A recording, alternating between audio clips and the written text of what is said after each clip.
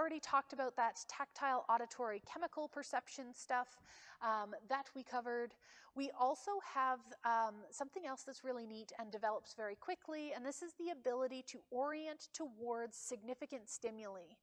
So in this situation, you can have them turn towards certain things that might be important to pay attention to. Really, really neat. Our ability to orient towards sounds. So you hear a sound and you turn to face it. We're able to do that because we have two ears, one on either side, and sound will arrive at each of them in a slightly different way. So the side that's closer to the sound arrives faster, and it would be slightly louder than the opposite side. So that tells us where to turn our attention. We're able to do this very, very quickly after birth, but it ends up being one of those abilities that we have that instead of showing a natural progression or a continuous progression, this is one of those U-shaped functions where we have the ability to orient towards auditory stimuli early on, and then it goes away, and then it comes back later on in life. So it's still, I think it's like 6 months old or something like that, but we do have that weird in-between phase where we no longer orient towards sounds. So if you've ever interacted with a young child and they sort of stop turning to face you when you talk at them, it might not be that they're ignoring you, it could just be that they're in that developmental phase.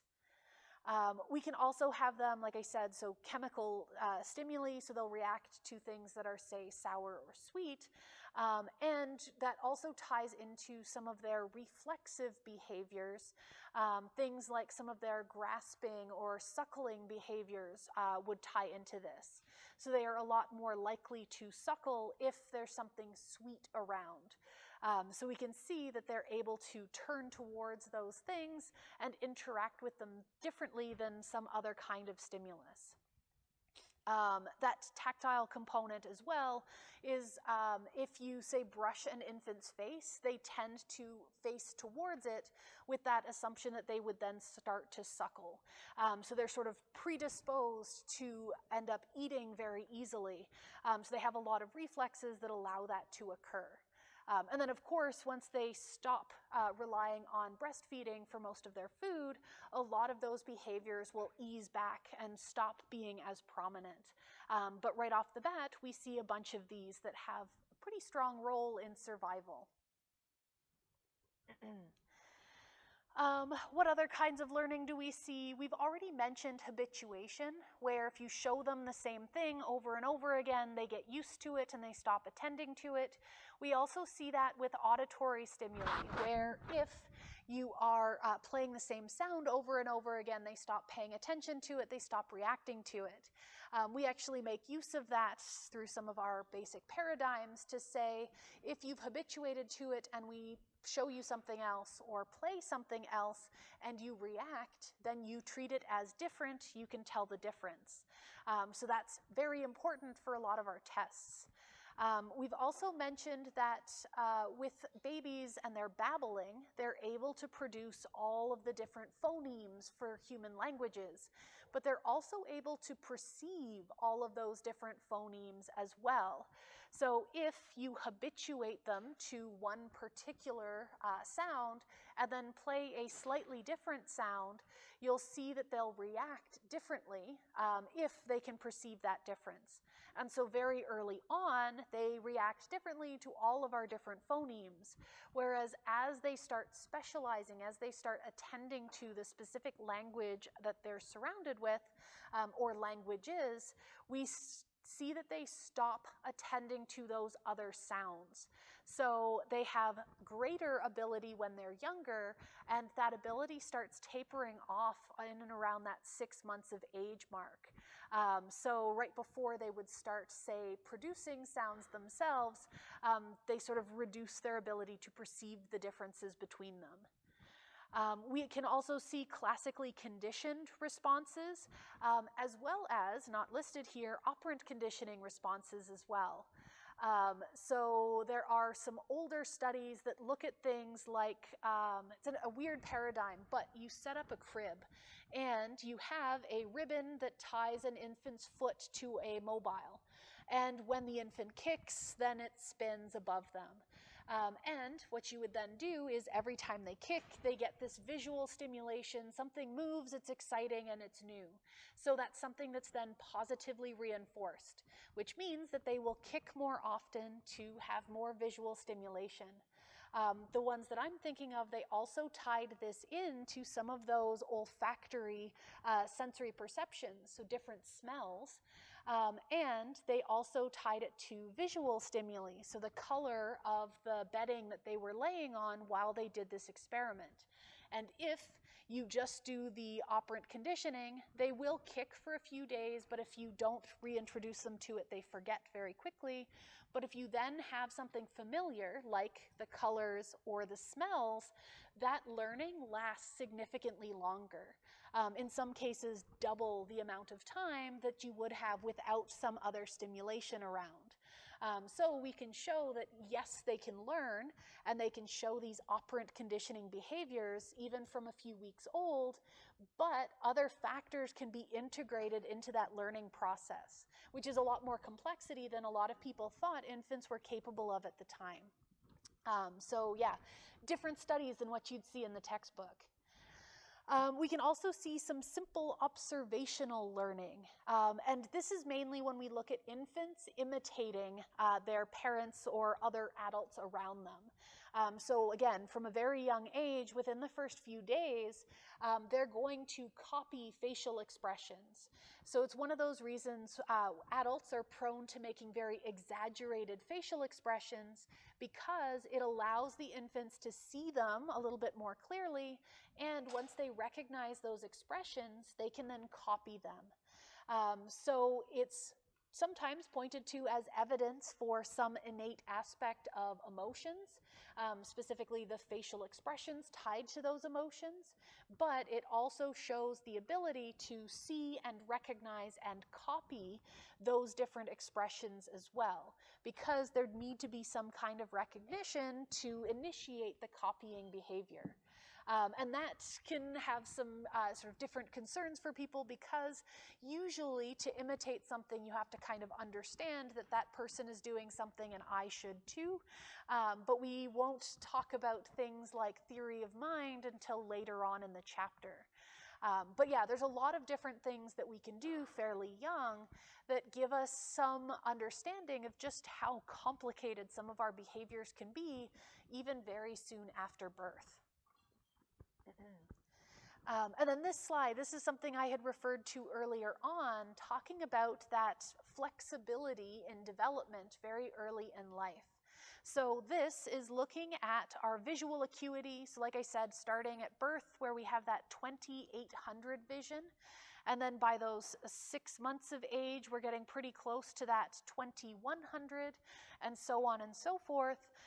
So here we see with our red line, this would be an infant who had limited vision at birth.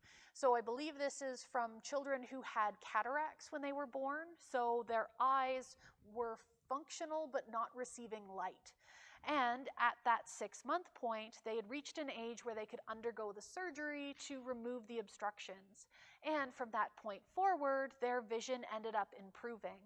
And so we see that do some math here. So yeah, so this would be about 4 years of age.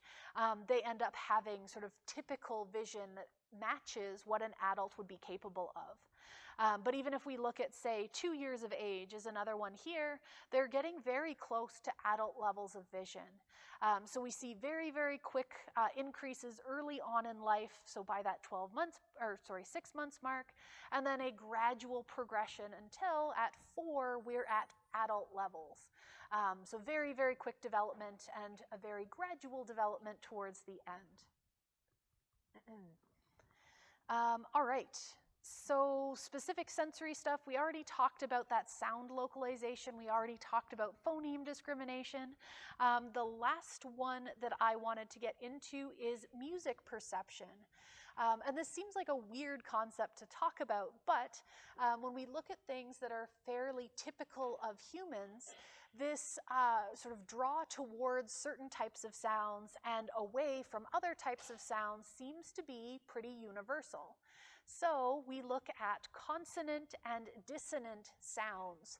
So if you think of different chords, different pieces of music that sound pleasant or happy, that make you feel warm and fuzzy, those are typically consonant sounds. And they're usually going to have harmonics that work together really nicely. Whereas dissonant sounds are the ones that make you feel a little bit uncomfortable. So you can think of, say, the soundtrack to a horror movie, something that puts you a little bit on edge. So typically they're going to be different frequencies that clash a little bit. And that discomfort is something that's shared across cultures. It's also something that appears very, very early on, where infants will show a preference for consonant sounds and a dislike of those dissonant sounds. So they have an early ability to A, discriminate between them, but B, also show a preference between the two as well. There's other studies that look at things, specifically octave equivalence would relate to this, which if you don't know the concept, octave equivalence is saying that if you have, say, a C note, so you have a piano and you hit a C note and you can go up an octave and there's another C note, or you can go down and there's another one. All of those have a certain relationship where the frequencies are effectively, if you go up an octave, they double, or if you go down an octave, it's half. And so they have this relationship, and humans will perceive each of those C's as equivalent. Even though the frequencies are very different, we recognize them all as a C note. And that's something that develops very, very early on. I have worked with someone who's been trying to look at octave equivalence in other species. Of course, it's birds, but zebra finches, and tried with chickadees, but the chickadees did not cooperate. But I think she's had better luck with zebra finches. But if you're interested, Marisa Heschla did that work. So there's a couple of different species that seem to show that ability to find parallels between frequencies. But with humans, it's a lot more natural and doesn't necessarily involve training of any kind. So again, things that are probably at least influenced by biology, some innate component, or at least a predisposition towards it. And that shouldn't be surprising, because if we look across cultures, music ends up being very important pretty much around the world in slightly different ways, but there are a lot of parallels, so there's a lot of argument that it is innate. But our next little section, we get into the cognitive aspects here. And with cognitive development, we have one of those famous psychological figures, which is Jean Piaget, which the French pronunciation is awful, but that's fine. But Piaget is one of our major sources for a lot of the, at least early, developmental research in psychology. Now, before I get too much into what his theories actually were, I always want to give a little bit of a precaution when we start, because Piaget, while he had lots and lots of different proposals and his research has been really helpful, his research was all based on studying his own children. So he only had, I believe, 2 children, and he used that as a basis to generalize to all children. But I always stress that if you look at, say, the children of scientists, especially psychologists, they may not be representative of all children. So some of these theories we're actually going to find, he had certain ideas that we'd see certain progressions and certain stages, but they aren't necessarily what we actually observe nowadays. And so some of that might just be his small sample size. Some of it might be because it was many years ago. But also we'll find some of it's actually because the methods that we're using to try and measure these things may have changed as well. So things like object permanence. I think I mentioned when we talked about how we test that, they thought that object permanence didn't come about until much later, but nowadays we've used different methods that actually allow us to see that children have object permanence months before what they originally thought. So stuff like that is fairly common, especially as we develop new testing techniques. But with that, if we get into what Piaget's theories are all about, this is going to be one of the first of our stage theories. There's a lot of stages when we talk about development, so a lot of boxes saying that you will progress through all of these components and then you will advance from this stage to the next stage, which has another set of different criteria that you would need to meet in order to advance to the one after that. I typically have students notice the fact that within these stages, the criteria sometimes don't necessarily work out the way that we'd hoped. So you might have a child that hasn't ticked all the boxes from an earlier stage, but has started ticking boxes in a later stage, and that's a very common criticism when it comes to these different stage theories, especially when they have multiple components that are included for each stage. So these are our starting point, but we acknowledge that there are a lot of differences.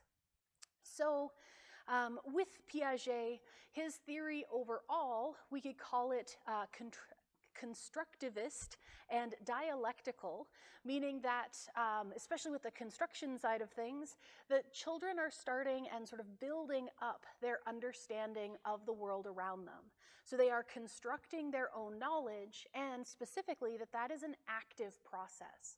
So children would start out not quite knowing how things work, but through experience, and we'll see eventually experimentation, they start to learn the rules of the world around them, and they can make changes as time goes on. So a lot of this growth that we'll see, the changes that they make to their understanding, typically occur when children encounter conflicting information. Basically, they encounter something that they think should work one way, or they think that this is that category, but they learn conflicting information, something different from what they expected, and they have to adjust their understanding to include that new information. So sometimes we'll find that they just add new things. So I've encountered something I've never seen before, but I can put it over here with these concepts. Or sometimes they have to form completely new concepts to account for what it is they're encountering. And that sort of, do we add it to things or do we make our own new concepts, actually ties into these definitions for assimilation and accommodation. And then we'll talk about equilibrium because that actually relates to the other two. But starting with assimilation and accommodation, assimilation is what happens when we are adding new information to similar existing cognitive structures. So a lot of this we talk about in terms of category formation. So assimilation would be that maybe you're at the zoo and a child sees a lion and it has the right body shape to be a cat. So when you tell them that that's a cat, they put that in the category of cats. Things that have 4 legs, usually long tails, ears on the top, snouts at the front. So that case, they didn't have to change too much. They just added to an existing concept. So they've assimilated that new information. In contrast, accommodation is what happens when we have to create some new cognitive structure to account for that new information. So our new information doesn't match or doesn't easily fit into our existing concepts and cognitive structures, so we need to make something new. So if you think something is a cat, so I guess stick with our zoo example, maybe you see a hyena, and it's not quite a cat and it's not quite a dog, so you would label it as some other category of creatures. So you can't assimilate it into your existing categories, you might have to make its own category somewhere separately. And I'm sure you wouldn't explain sort of the close relatives of a hyena to a child, so they'd probably just have it as its own separate concept, as opposed to other species it might be close to. But yeah, so you've accommodated, you've made changes by introducing some new concept, some new construct. And when we're talking about adding to our knowledge, adding to our understanding and how we sort stuff cognitively, we can talk about equilibrium and disequilibrium. So equilibrium is when we have agreement between what a child sees in the world and the reality that exists in their mind. So if they have a base understanding that this is how something works, then they are within equilibrium if their understanding matches what they're observing out in the world. So if they have a concept of gravity and they know that when you drop something, it hits the floor, then them dropping something off the edge of their high chair would be in equilibrium because it would hit the floor as expected. But if we see something else, so maybe you hand a child a balloon and it's full of helium, and instead of dropping to the floor as they might have predicted, it now floats to the ceiling instead. So in that case, the child would be in disequilibrium. So this is when what exists in their minds doesn't match what exists out in the real world. So they expected one thing would happen and something else happened instead. And so in these scenarios where their existing structures, their existing frameworks aren't matching what they encounter, that's when we're going to have to see things like assimilation or accommodation. So we would have maybe a new rule created for balloons to not behave that way. Though of course we would then say, well, specifically only helium balloons because air-filled balloons will also fall as well. So they might have trouble accommodating some of that information depending on how it's presented.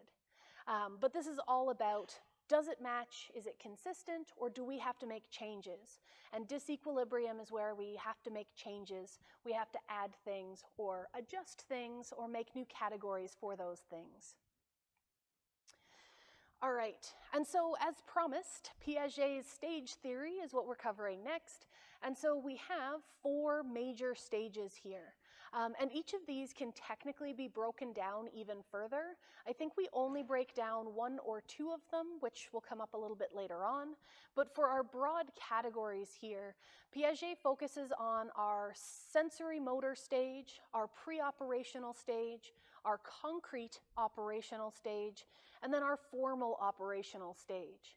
And eventually, when we get towards the end of the chapter, there's actually a section where they introduce a 5th potential stage that's specific for adulthood, where we get into far more abstract thinking abilities. But we'll swing back to that when we get there. We're sticking with childhood for the first bit. But with each of these, so the sensory motor is usually before 2 years of age, pre-operational up to 7, concrete up to 11, and then formal up to 12. And there's a little bit of wiggle room here. These are saying this is about when children will reach these abilities. But as per usual, there's always going to be individual variation. But for our identifiers for each of these stages, the sensory motor stage, we're using our sensory abilities and our motor abilities to interact with our environment. So what are you seeing, feeling, hearing, all of those things, and how does that relate to your physical interactions with that environment? We'll see things like, this would be when children, say, throw everything off the edge of their high chair just to see what happens. That falls under this category. And just double checking, I have specific slides for those, but I don't break them down the same way, so we'll stay here for a minute. But with the pre-operational, this is where we start seeing that they have better grasp on slightly more abstract concepts. They're still going to struggle with abstract thinking for quite a while, but they can form mental representations of the past. But they also have some issues with egocentrism. We'll see a couple of instances where egocentrism pops up, but this is when children and later teens end up being very focused on themselves. And often, at least early on, it's because they don't necessarily understand or realize that other people can have feelings or knowledge that they themselves don't. So for them, their entire world is centered around their own experiences. We'll see that one of our cutoffs for moving between our pre-operational and concrete operational stages is actually a series of tasks called conservation tasks. And when you're in pre-operational, you don't grasp the concepts that are needed in order to pass that task. But once you've managed that, you can move on into the concrete operational section.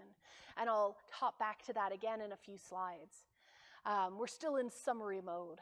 But for concrete operational, this is when we start getting the ability to reason. We start seeing a little bit of logic where they can work through what should happen under certain conditions. But once again, we have some issues with abstract thinking.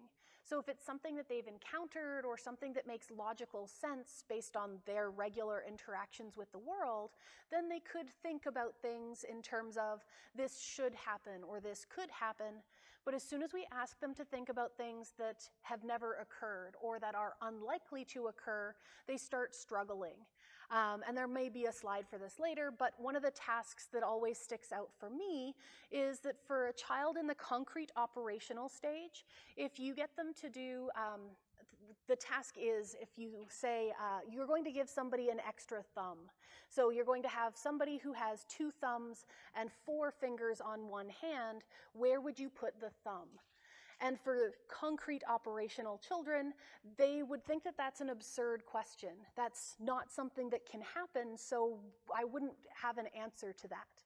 Whereas once they get into the formal operational stage, they have a bunch of different answers that have logical explanations. So some children would say, oh, I'll put it right below the one that I already have, and therefore I get twice the strength on that side. Or I'd like to put it on the opposite side, so now I can grasp things from both ends, so it gives me more flexibility. So that abstract reasoning is one of our critical defining factors between those last 2 stages here. But I always find it interesting that younger children wouldn't really know how to answer a question like that because it doesn't make sense to them to ask it. All right, and so that abstract reasoning and talking about hypothetical situations, that's the part that makes our formal operational stage special and separate. So with the summaries out of the way, we can actually break these down a little bit more, starting with that sensory motor stage. And I think this is one of the ones where we'll start breaking it into sub-stages. But as we said, up to 2 years of age, and this is all about your sensory experiences and your motor interactions with the physical world. So you encounter things in your environment. It can also be, you can encounter your own body within the environment. So things like thumb sucking are you interacting with yourself instead of other objects. But yeah, you also have those object interactions and watching those objects interact with the world itself. So if you throw something and it hits something, that causes a reaction as well. And during this stage, we can tie it back to our discussion of language, where you are in that language acquisition stage here. And so we've already mentioned the concept of object permanence, specifically looking at that board flipping task, or the other one where you can roll a ball and see if they anticipate it would come out on the other side the same way. That's a couple of ways we can test object permanence. And this image here actually shows that when something is covered for a child that's young enough, they stop paying attention, they don't remember that the thing is there. And then when you reveal it, it's suddenly back into existence.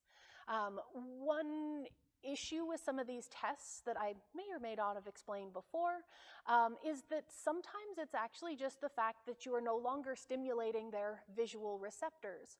So if you cover something with a white piece of paper, well, it was blue and fuzzy and complex, but now it's not. So maybe now it's boring and I look away. So for something like that, you'd have to try and see if there's other factors involved. But one of their biggest indicators that you do have object permanence would be not just that you've lost interest or not, but if you go seeking for that object now that it's hidden. So if we covered the teddy with a towel or something, would they then try and lift it to be able to see it again? And I always like whenever we talk about this stage, there was a series of videos that went around on TikTok with people and their pets, where you hold up a blanket and then you drop it, but you'd run off before the blanket drops, and you'd see how all the different pets react. So you can see some species do or do not have object permanence depending on some of their reactions. Clearly not scientific, but kind of an entertaining way to visualize some of these topics. But yeah, I don't know that we even gave a proper definition to object permanence, but this is just saying that objects continue to exist even when you can't see them. They exist permanently in the environment. They don't vanish once they're no longer observed. If you know that, then you have object permanence. And if children fail these tasks where they don't look for the object or don't anticipate that object to have an effect on the environment, even if they can't see it, then they do not have object permanence. And this is seen at about 8 months of age, though once again, it depends on which methods you use to try and detect object permanence or, in these cases. All right, and so like I said, we can break down this sensory motor stage into a bunch of sub-stages.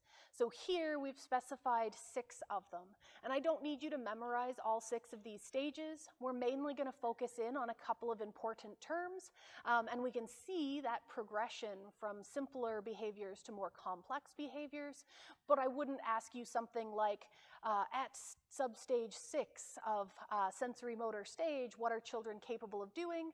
Not my style of question. But when we look at the very beginning, so this is right after birth. So newborns typically interact with the environment using reflexes or reflexive behaviors. And we've mentioned these before, but these are just behaviors that have some innate component to them. We have a predisposition to engage in certain repetitive, pre-programmed actions. So some of the typical ones for infants would be things like if you cover their faces with, say, a thin sheet, they actually raise their arms and push downward. So it's a reflexive behavior that's intended to keep things from blocking their airways. You also see a lot of reflexes related to breastfeeding. So if you poke anywhere near a newborn's mouth, they tend to orient towards that stimulation, and if there's anything in their mouths, they tend to suck. So that's one of the reasons why you often see them, say, sucking their thumbs or their toes. It's because it's activating one of those reflexive behaviors. As they get a little bit older, we start seeing some modifications here. Primary circular reactions, or these repeated actions, are directed towards themselves. So if you've ever watched infants and they often play with sucking their thumbs, or they'll hold their toes, or they move repetitively, so maybe they kick constantly, those kinds of repeated actions that allow them to sort of experience their own bodies and manipulate themselves, those would fall under this category. So in that 1 month to 4 month range, they're mainly focused on their immediate selves. As they get a little bit older, they start focusing more outward. So then that 4 to 8 months, those are secondary circular reactions. So these are more repeated actions, but now they're on objects outside of their own bodies. So if they have a toy that's soft, they might constantly touch that toy to feel that texture. Again, when we get a little bit older, we see that object permanence cut off around the 8 month mark. We start seeing combinations of secondary circular reactions, so they can actually have sequences of fairly repetitive behaviors. Eventually they get into tertiary circular reactions, and so this is where they not only, say, touch or interact with things directly, but they see what happens if they throw this item, or if they hit something with something else. So they're looking at how external objects can interact with other objects. So you've probably encountered a toddler, or toddler, I guess, just over a year old, where they sit in their high chair and continually throw everything they can get their hands on off the edge. And maybe they want to see if it falls the same way, or maybe they like the sound that it produces. That would be one of their tertiary circular reactions. And they talk about it in terms of sort of experimenting. And you'll often see that they do similar types of behaviors under slightly different conditions. So if you give them a pot that you've turned upside down and they hit it with a wooden block, it makes one kind of sound. And then they hit it with a plastic block and it makes a different sound. They would find that fascinating and then might try and hit it with different substances to produce different sounds. So in these cases, it's all about experimentation to learn more about how stuff works in their environment. And then the last of these stages here is when we start seeing mental representation. So this is where we'd start seeing the ability to form memories and use that knowledge of past events to influence future behavior. So maybe they've learned that in the past doing this got me in trouble, so I won't do it again. There's a whole bunch of different theories when you start talking about memory and the fact that what's called infantile amnesia or childhood amnesia, people tend not to remember anything before they're about 2 or 3 years of age. And that could be part of this, where they're not forming these memories. But it can also be related to things like development in the brain. Because as we saw, our brains are still rapidly developing and changing. So as stuff moves around, we just might not be capable of storing those memories until much later on. Or maybe we stored them but couldn't actually retrieve them. There's a whole bunch of theories on what causes that infantile amnesia, but there isn't really a sort of guaranteed solution to it. Mainly, we just know that it's something that's pretty consistent across cultures, and it pretty much always ends right around this time or a little bit later on. So another topic to bring in. For our next section, that's that pre-operational stage. So second stage down from our first list. So this is that 2 to 7 years of age. And so we're finally starting to see a little bit of symbolic representation. So here we're learning that words can represent different items. So you can talk about something that isn't necessarily immediately present to you. So I can think about something that I know exists but is no longer here. And this kind of slightly abstract thinking gives us the ability to have things like pretend play. So a child could imagine something happening. Mostly their play is going to relate to things that they encounter in their everyday lives. So stuff that they have experience with or stuff that they've seen themselves. But they are starting to think symbolically because of this stage, or I guess at the start of this stage. We do not see that conservation idea yet. We mentioned that's the cutoff between this pre-operational stage and the next one, the operational stage. We'll look at that in a second. And we talked about egocentrism as that focus on the self. Animism is another term or another concept that's important here. And this is just the belief that inanimate objects have feelings. So you're kind of animating them in your own mind. So for children of this age, they'd probably think of their stuffed animals as real creatures, things that are alive.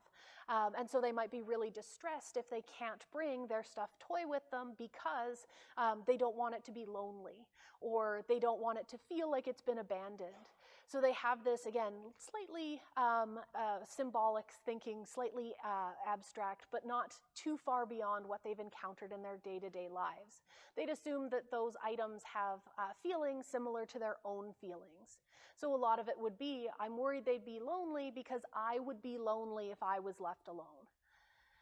And for the irreversibility, it actually ties to our conservation idea. So we can hop here and actually look at what conservation is.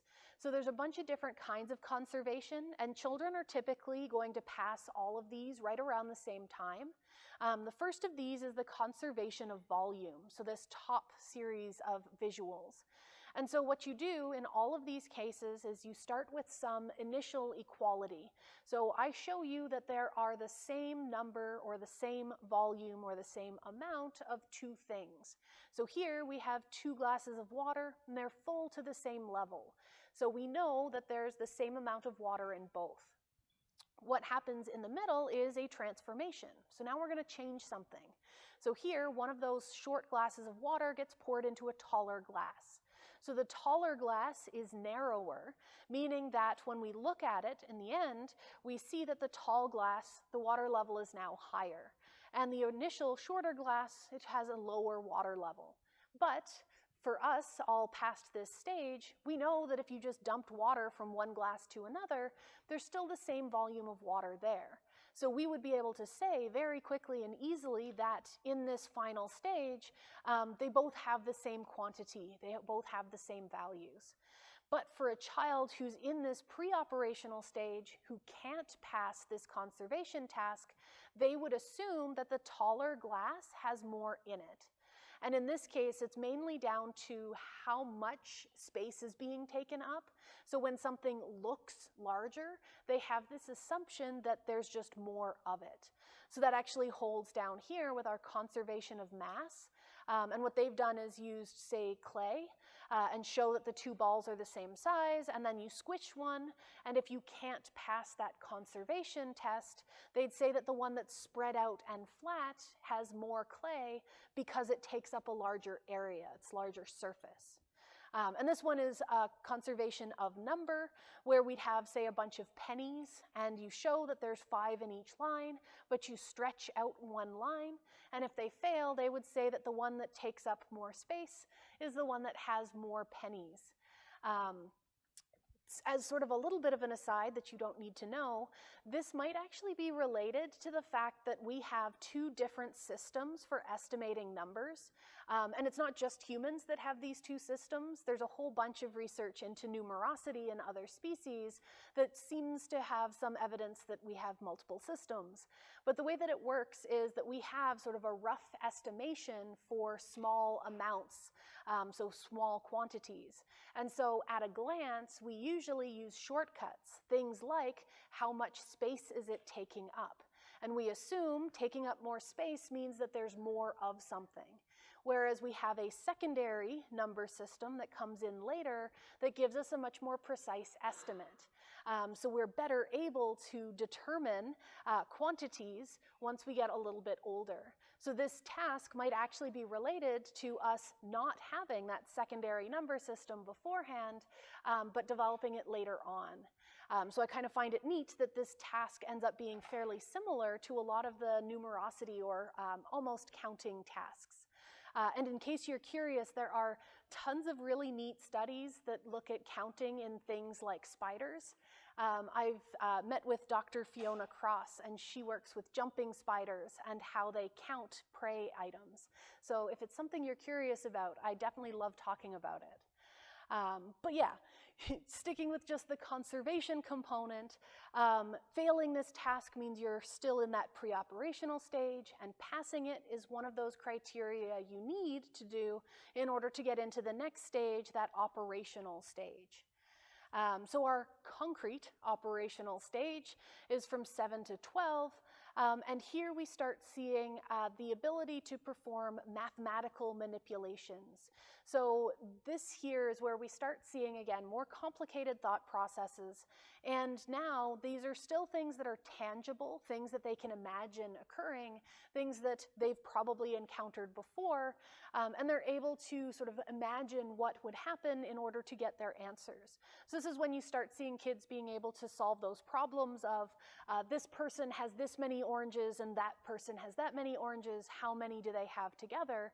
Well, they've seen oranges and they've seen numbers of oranges and they have understandings of quantities now, so they can probably do the math without straining themselves too hard. So it's something that's tangible to them because they have that experience.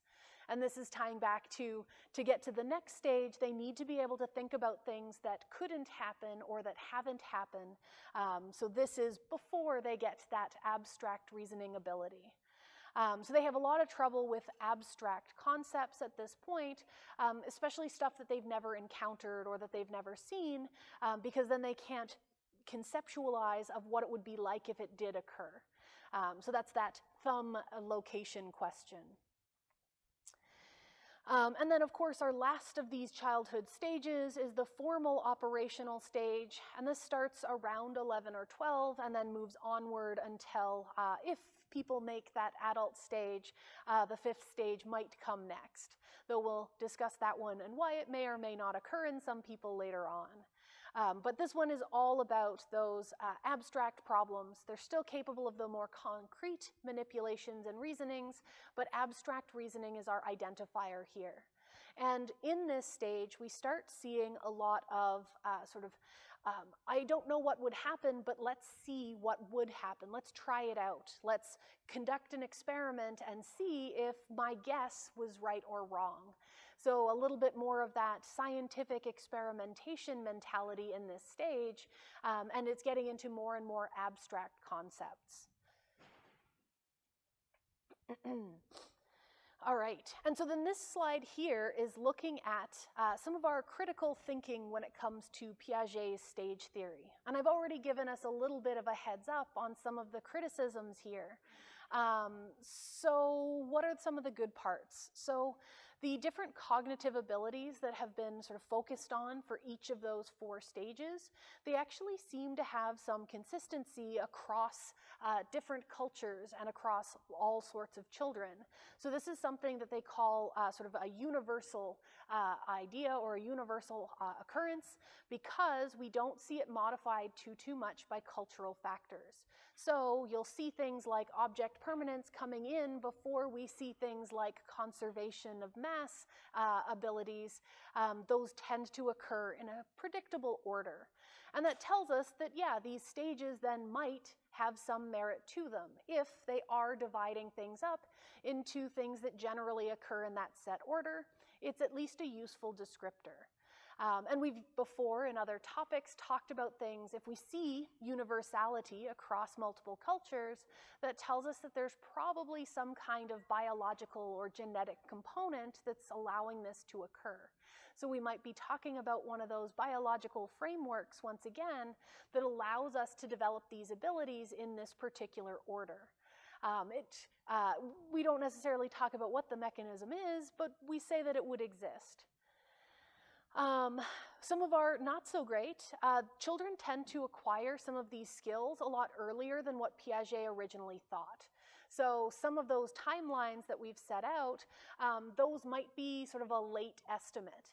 And like I said before, a lot of that comes from just how we test these things, where different types of tests end up showing us that maybe you have that ability sooner than an earlier type of test was able to detect.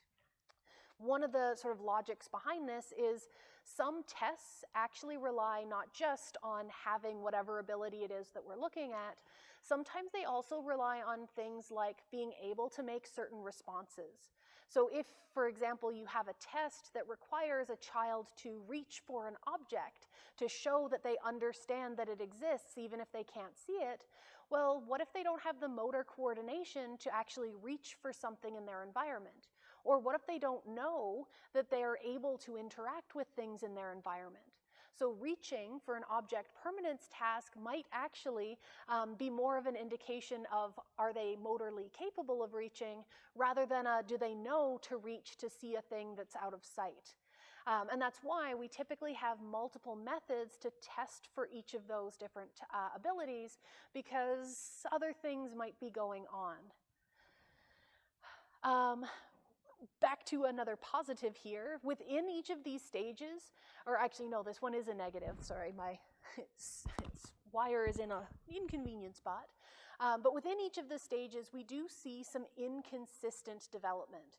So while if we take a big step back and say, yeah, overall the pattern seems to be pretty consistent and in multiple places, multiple cultures, within each stage there's a lot of movement where some kids are going to be really good at some things early on, and they might take a long time to get some things later on. That also ends up influencing over here with some of these complexities where you might have some things within one category that you can't do and things within the next category that you can do. So it's not universally working for all of the substages within each of these divisions. And that ties in, sometimes we know things earlier than what was originally predicted, sometimes we learn things a little bit later, and it's not always as clean cut as it would have been set out. And though we have said, so we have that universality for the big picture development of a lot of these abilities, we do still see some culture influences. So the ability to know that objects exist or not isn't necessarily going to change a whole heck of a lot, but the way that we learn some of this information, and especially things like standards for parenting styles and what children would be exposed to or not exposed to, depending on culture, can just influence how quickly or slowly some of these things occur. So there can be slight modifications, though the big overall pattern tends to be consistent. So these two aren't necessarily contradictive. They're just saying up close and far away, slightly different interpretations.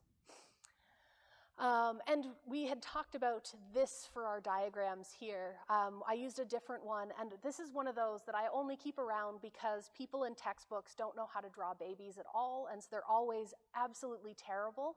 So this one is going into my collection of terrible figures. But this is that habituation and possible or impossible actions to see if you have object permanence. And that was that one thing where if we remove the need for that motor component, all of a sudden we see object permanence much, much sooner than we used to think it was. So yeah, we end up having an understanding of the physical world a lot sooner than might have been implied with some of Piaget's determinations. All right, and of course, whenever we talk about a theory, we always talk about somebody else who's proposed something different. So after Piaget, we have Vygotsky, who is another one of our big famous developmental psychologists. And here, Vygotsky is known for his sociocultural contributions. So Piaget was all focused on stages and sort of universal development and assuming consistency, but Vygotsky really wanted to lean into the fact that we learn and develop and change within a social environment as well. So children have siblings or parents or teachers, people who can help when they're trying to accomplish certain tasks. And so Vygotsky wasn't a huge fan of all of the sort of harsh cutoffs in between all of Piaget's stages. Instead, he really wanted to look at, is there sort of a gradual transition between what you can do versus what you can't do? And he described this as his zone of proximal development. So zone of proximal development is just saying this is a stage where you can't do a certain task by yourself, but if you had help, if you had somebody sort of guide you along or give you hints, you would be capable of performing the task. So it's not that you are completely incapable, it's that you just need a few pointers. And that gives us that in-between. So instead of Piaget's yes or no, now we have no unless. And it gets to show us that there's more to it than just yes or no. And so he focused in on scaffolding as a guided practice, specifically saying that our parents or guardians or teachers are providing a scaffold. They are providing a support system that would facilitate the children to do something a little bit beyond what they'd be capable of on their own. So you can give them cognitive support as they're trying to solve problems or as they're trying to accomplish different tasks. So this could be things like maybe you have mnemonics, so memory aid devices. So a child can't remember the order to do certain actions, but maybe you've made up a rhyme that helps them perform the steps in the right order. Or maybe you have different reminders that would encourage them to start a task or stop a task at a certain point. There's all sorts of different psychological tools that he would have described as ways that you could help facilitate that performance. Yeah, I don't want to go too much off of that. We already said, so zone of proximal development. Another way to talk about it is this is our difference between what the child can do independently versus what they can do with assistance. So this is that gray area that's missed by Piaget. And the reason why this is so important is because when our brains are developing, we don't go from nothing to everything. It isn't sort of a sudden change. Typically, we're going to see gradual development. It's going to happen over time. And so by checking what we are capable of with and without help, now we get to see that maturation process. We get to see that gradual change until finally they can perform the task independently. So just additional levels of complexity for our understanding. So we still have some limits of our biological maturation. There are still things that we are not capable of completing even with help, but this helps us figure out, okay, is it something we completely can't do, or is it something where we just have slight limitations and need a step up from parents, or is it something that we can do completely independently even without help? All of those are now possible.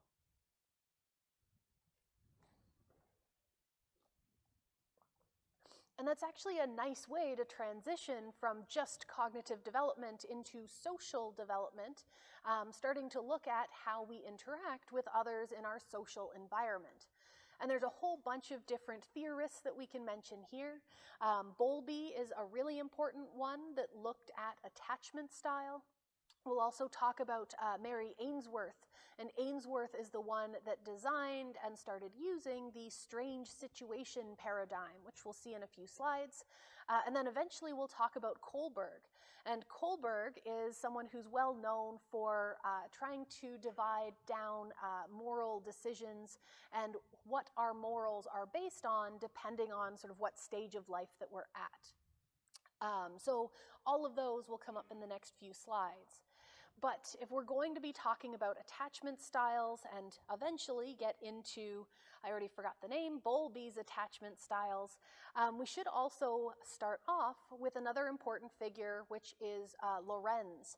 And Konrad Lorenz is another one of those figures who is fairly problematic because of who he was as a person, but he's always discussed because his research was something that was built upon to get us to where we are today in some area of the field.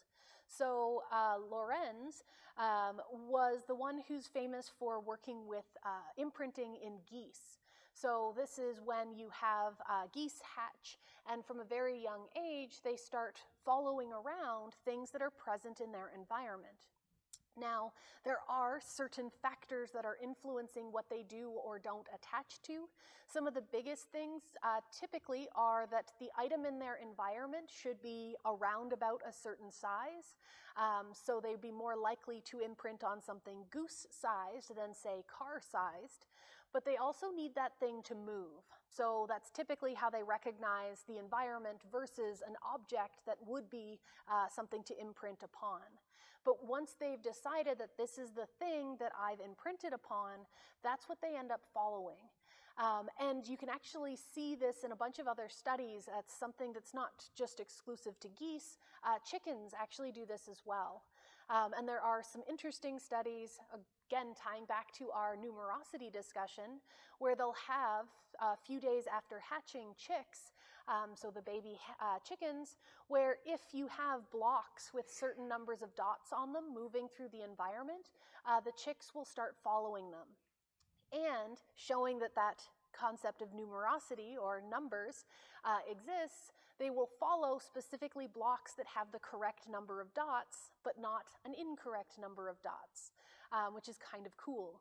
But it does show that they imprint on things moving through their environment that aren't too large. And so with Lorenz, he was picking apart what are those features that we attach to.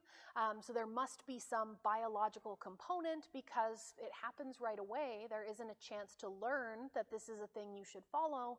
And it isn't exclusive to sort of one particular stimulus.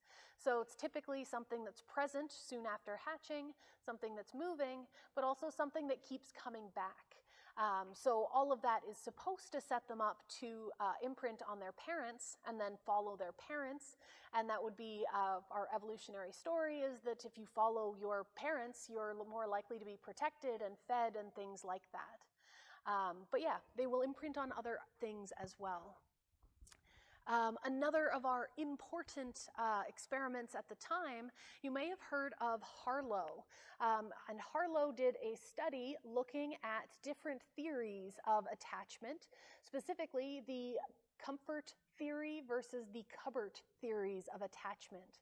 So in case you're not familiar, Harlow was trying to figure out, do offspring like their parents simply because they provide food, or do they like their parents because they find them comforting and something that's familiar and something they want to spend time with? So the argument here was, okay, if it's all about, say, classical conditioning, and I know that this thing gives me milk, therefore I'm going to spend time with it because milk is good, then we'd see that simply providing food would be sufficient to increase the amount of time you spend with whatever gives you food. So he did this with young monkeys, and what he did was he had a wire mother and a cloth mother, the wire one just being a chicken wire kind of monkey shape. Mainly it looks like a giant cone, and it had a bottle. So if the monkey wanted to go and drink milk, if it wanted food, it had to go to the wire mother. The cloth mother was covered in soft, fluffy fur, something that would be more comforting. And so if it's all about food, they'd spend time with the food-giving wire mother, and if it's all about comfort, they'd stick with the fuzzy comfort mother, even though that one didn't give them food. And he ended up supporting the comfort theory because the monkey would only go to the wire mother to get food, and then would immediately go back to the soft, fuzzy cloth mother. And that was a consistent pattern where they spent about 95% of their time with the cloth mother. So two very important historical figures for our understanding of attachment, as well as sort of what else is going on there, making sure it's not just comfort, that it's comfort and biological needs being met instead of just the biology. So those two are some of the early stuff. In this section here, okay, I was going to say, we talk about Bowlby first, and then we talk about Ainsworth on the sort of introduction slide, but we actually introduce Ainsworth's strange situation paradigm first, because we actually use this paradigm in order to talk about Bowlby's attachment styles. So this here is the basics of the strange situation paradigm. And for this, again, the stages and what happens at each stage is unimportant. What we care about is the fact that this situation or this design is set up so that you have a child and their parent or guardian. Usually when it was originally conducted, it was all children with their mothers, but any parent can do in today's world. So they have a child and parent come in, they do the basics of sort of agreeing to participate in the study, they hang out in a room.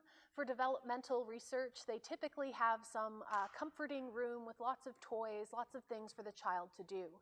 And then the parent and the child are able to wander around, play with things, do whatever they want for a set amount of time.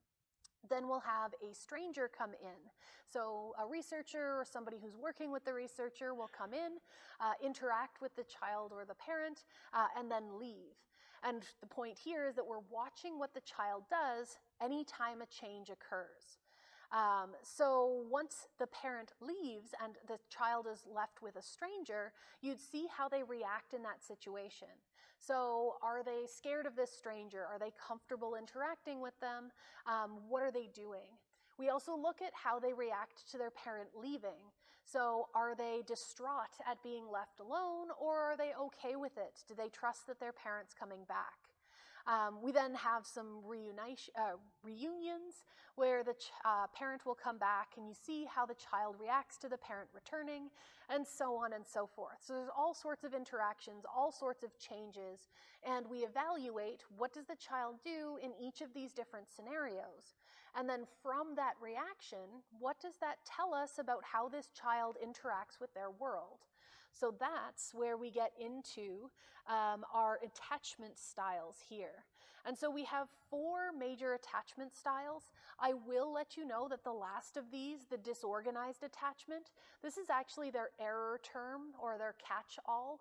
These are the children where we're like, they're not showing a consistent pattern and they're not fitting into any other category, so we're going to stick them here. So these children all have very odd behavior. So they might be upset that their parent's leaving. They might also be upset that their parent has come back. They might be indifferent. It's nothing consistent. But for the other ones, we're mainly going to compare secure versus insecure attachment styles. And our secure attachment style is when the child is able to adjust to the parent leaving and coming back. So they're not necessarily completely fine. They don't ignore their parent when they leave. They're usually a little bit upset that they're being left behind, but they're very quickly going to come to terms with it. They're going to go and play by themselves. They're able to be calm and controlled when left to their own devices. When their parent returns, they're going to be happy that they're back, but again, they're not going to be like clingy or over the top in getting to reunite with their parent. So this is their healthy approach. They're fine when they leave, they're fine when they come back. They're still happy to see their parent, but it's not as extreme as some of the other categories' reactions. In this situation, this is the most common of our types of attachment, and this is the most stable or healthy of those. In this case, I think this one is about 70% of children fall under this attachment style. So this is a very, very common attachment style. And actually, when we get into our discussion on attachment styles in adulthood, we start seeing that our childhood attachment styles or infancy attachment styles end up correlating very strongly with how we interact with relationships as adults as well. And there's a whole bunch of factors that get involved here, but those who have sort of this secure infancy, they're having healthy reactions with their parents, they tend to also have healthy relationships as adults. For our insecure types here, these are when children are less healthy in their interactions with their children. So our insecure, resistant children are the ones who really, really don't want to be separated from their parent. So this is a child where if their parent has to leave the room, they're going to cling to them. They're going to cry. They're going to be distraught when they're out of the room. And when they come back, they're going to be attached to their parent. They want to cling to their skirt. They want to hold on to their leg. They want to be held. They want interaction. And this is something, once again, carries through to adulthood. Children with this attachment style often grow up to be adults who are overly clingy in their relationships. They tend to be very needy, and they tend to be constantly worried that their partner might leave them. The next one being our insecure avoidant attachment style. This is when the parent leaves and the child is indifferent, and the parent returns and the child is still indifferent. So they really don't care if the parent is present or not. They're mainly self-sufficient. And again, as you get older, this becomes people who are sort of fiercely independent, don't want relationships with others, and very much only want to rely on themselves. There are some theories that look at these two types of insecure attachment and actually relate them to some other aspects of their upbringing. So specifically, the insecure resistant one is theorized to occur when you have parents who would really, really like to be spending time with their children. They'd really like to devote resources to their children, but for whatever reason, they are physically incapable of doing so. So this would be environments where, say, a parent has to be out of the house for long periods of time. So maybe your parent is a long-distance trucker, and so they're only home a few days out of the month, and so you know that they love you and care for you, but they're physically not present. So in that case, children will want to spend as much time with their parents as they can when they're there, because they know that for long stretches they won't have access. This can also happen if, say, there are too many children and the parents don't have enough resources or enough time to spend with each of them one-on-one. They can become clingy for that reason as well. But the distinction here, we're saying that the parents want to spend this time with their children, but they are physically incapable of it. In contrast, the insecure avoidant attachment style is usually when parents don't spend resources on their children, not because they can't, but because they choose not to. And in those situations, it would be maybe parents that didn't want kids or don't want to interact with their kids or find them inconvenient. And in those cases, the children learn to be very independent and they learn not to trust or rely on others. And those patterns carry forward into their future relationships, like we said.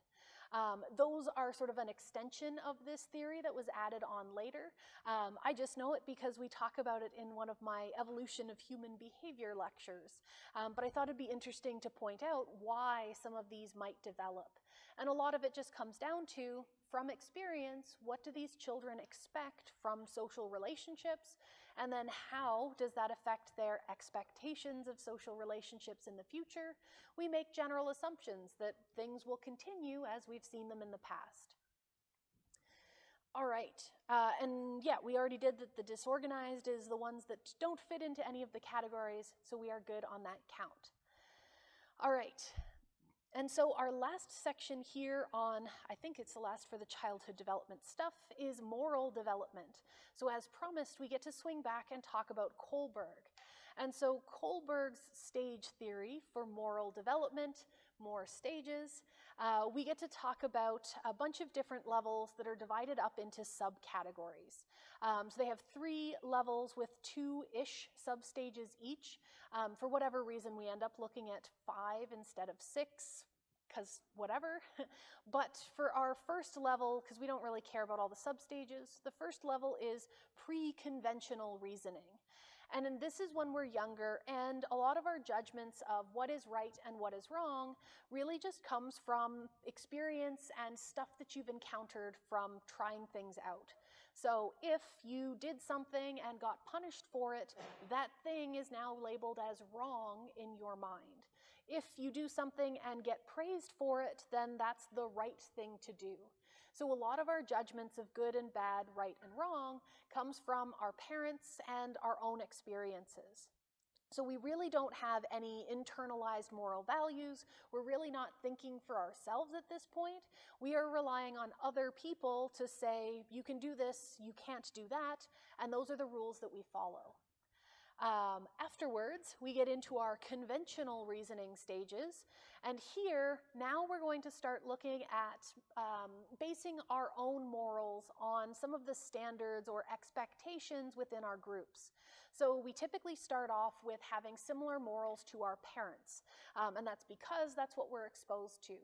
But as we start getting into the age where we're in school and have larger friend groups, we start basing a lot of our judgment on conformity to expectations of our peer groups. So right and wrong are now going to be based on what is my group going to react positively to or negatively to. So we adopt some other person's values and make them our own. So this is usually when people are trying to fit in, and they're going to adjust their behaviors according to whatever fits you in that particular group. So this can be, I'm doing whatever my peers say is right or wrong. It can still be a little bit of following your parents' rules. It could be that you're following whatever moral guidelines are set out by whatever religion you follow. All of that is coming from some external source. And then our last stage is the post-conventional reasoning stage. And here, our moral judgments are going to be based on our own consciousness. So now we're going to think about things and what feels right or wrong to me. So it can often start from, say, whatever morality we got from our religion or parents or peers, but we're going to have our own input now.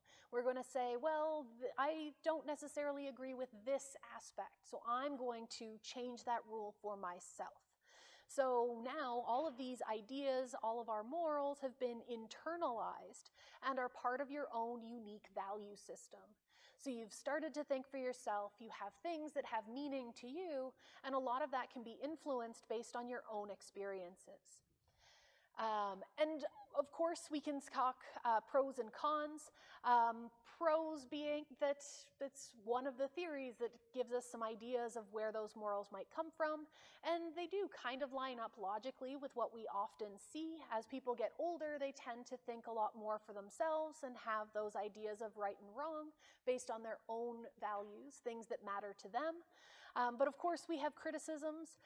There is definitely a bias towards Western culture. So in this, a lot of the questions that would be asked on surveys evaluating your current moral stage, a lot of them are based on Western morality. So this is right, that's wrong, ignoring some of those other rules or determinations that might come from other religions or other cultures. There is also definitely a gender bias.